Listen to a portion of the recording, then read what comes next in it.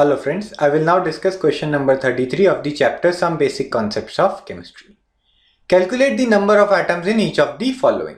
तो हमें तीन अलग अलग सब्सटेंसेस के सैंपल दिए हुए हैं और हमें उन गिवन सैंपल्स में नंबर ऑफ एटम्स निकालने हैं। वन बाय वन मैं तीनों पार्ट्स को सॉल्व करूंगा। फर्स्ट पार्ट देखते हैं, 52 मोल्स ऑफ आर्गन। तो एक मोल आर्गन में 6.022 into 10 to the power 23 atoms होंगे। बेसिकली मोल की डेफिनेशन यही है, one mole means 6.022 into 10 to the power 3 numbers. तो ये आपका एवोगैड्रोस नंबर होता है। तो यूनिटरी मेथड यूज कर रहे हैं, एक मोल में इतने एटम्स होंगे तो 52 मोल्स में होंगे 52 into number of atoms in one mole, यानी कि 52 इंटू एवोगैड्रोस नंबर।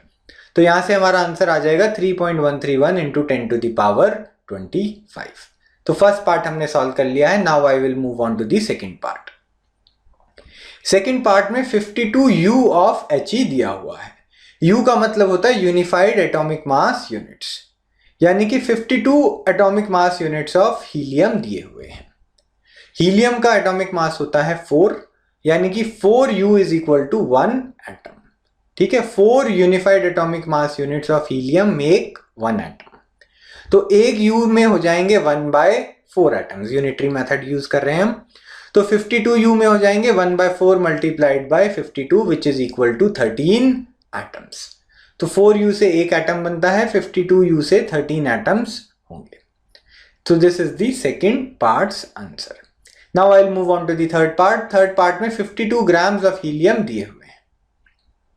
तो ग्राम्स से नंबर ऑफ एटम्स हम कैसे निकाल सकते हैं? We can use the formula number of moles is equal to mass upon molar mass. Also number of moles is equal to number of particles upon Avogadro's number.